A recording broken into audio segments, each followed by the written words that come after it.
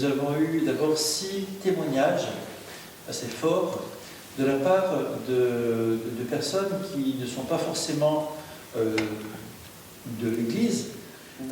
Il y a eu Maxime de Rosteland, qui est ingénieur, spécialiste de l'eau, qui a beaucoup travaillé sur la thématique de l'eau, et qui a développé des outils pédagogiques sur les enjeux de développement durable. Ce que je retiens de lui, c'est surtout une sorte de coup de massue qui nous a envoyé des coups de massue à travers certains chiffres. Je vous en donne simplement 2. Entre 1998 et 2018, on a utilisé autant d'énergie que depuis l'origine de l'humanité.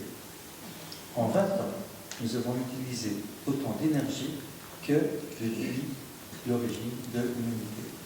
Un deuxième intervenant, Martin Choutet, fondateur de l'association pour l'amitié et qui, notamment dans plusieurs villes de France, propose des colocations entre des jeunes et des personnes sans domicile. Il s'agit d'inventer une organisation qui donne place plus à la relation qu'à la consommation.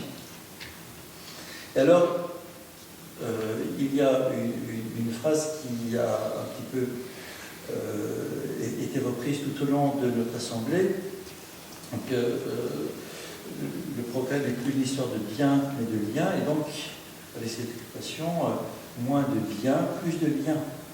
Hein, et on peut l'expérimenter, ça, et nous l'expérimentons. Le troisième intervenant, Fabrice Boissier, il nous a fait une belle lecture du livre de Jonas, en nous disant, Jonas dit, dans 40 jours, alors on traduit habituellement, Ninive sera détruite.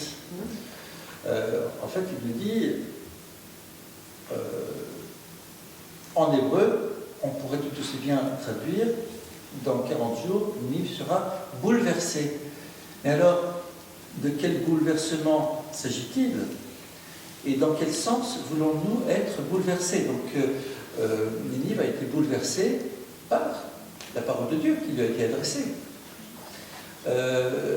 Il y a eu un bouleversement à la suite de la conversion finalement du roi de Ninive, et que de la tête est parti un bouleversement, un changement pour tout le peuple.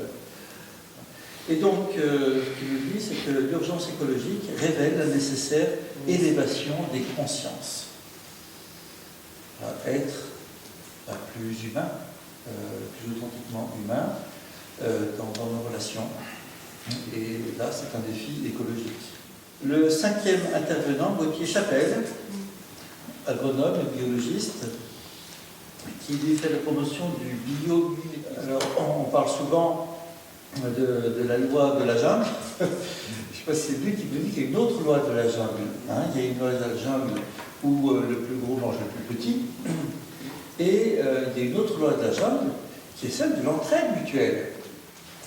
Et puis le dernier intervenant, Raphaël Cornu-Ténard, qui lui, en travaillant, convaincu, en militant, fondateur d'Annunzio et notamment de l'école de mission qui s'est tenue dernièrement à Paris, avec un grand succès. Mais il n'était pas là pour ça, parce que lui-même, il a fait une conversion, pas simplement au Christ, une conversion écologique.